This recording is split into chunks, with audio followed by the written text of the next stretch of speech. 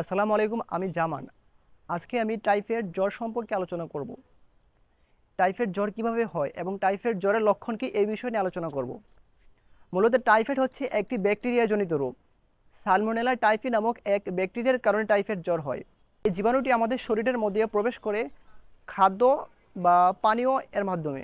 যদি কোনো পানির মধ্যে এই জীবাণুটি থাকে এবং ওই পানি যদি আমরা পান করি, তাহলে খুব সহজেই এই সালমোনেলা টাইফি ব্যাকটেরিয়াটি আমাদের শরীরে প্রবেশ করতে পারে এবং যার ফলে আমাদের টাইফয়েড জ্বর হবে। দ্বিতীয়ত, বাসি খাবার বা পচা খাবার, এরকম কোনো খাবার খাওয়া যে খাবারের মধ্যে এই জীবাণুটি থাকবে এবং যদি আমরা তা খাই, তাহলে নিঃসন্দেহে আমাদের টাইফয়েড জ্বর হবে। এবার আসি আমরা টাইফয়েড জ্বর কিভাবে হয় বা টাইফয়েড জ্বরের লক্ষণ কি। টাইফয়েড জ্বরের লক্ষণের মধ্যে প্রথমত 10 থেকে 14 দিনের মধ্যেই তার লক্ষণ প্রকাশ পাবে। প্রথমত দেখা যাবে শরীরের তাপমাত্রা অনেক বৃদ্ধি পাবে।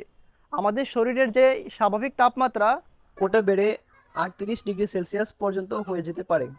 এই ক্ষেত্রে দেখা যাবে সকালে শরীরের তাপমাত্রা নর্মাল, দুপুরের দিকে শরীরের তাপমাত্রা অনেক হাই, 105+, এবং এবং রাতের দিকে দেখা যাবে যে তাপমাত্রা নর্মাল। এরকম কন্টিনিউভাবে আমাদের শরীরে জ্বর আসতে থাকবে। দ্বিতীয়ত দেখা যায় পেটের মধ্যে প্রচণ্ড ব্যথা হয় এবং মাথা ব্যথা শুরু হয় এবং অনেকের ক্ষেত্রে দেখা যায় ডায়রিয়া পর্যন্ত হয়ে যায়।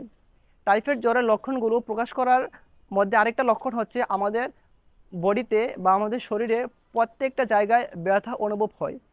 এই সমস্ত লক্ষণ যদি আমাদের প্রকাশ পায়, তাহলে বুঝতে হবে যে আমাদের বডিতে সালমোনেলা টাইফি অ্যাটাক করেছে এবং আমাদের টাইফয়েড জ্বর হওয়ার সম্ভাবনা রয়েছে।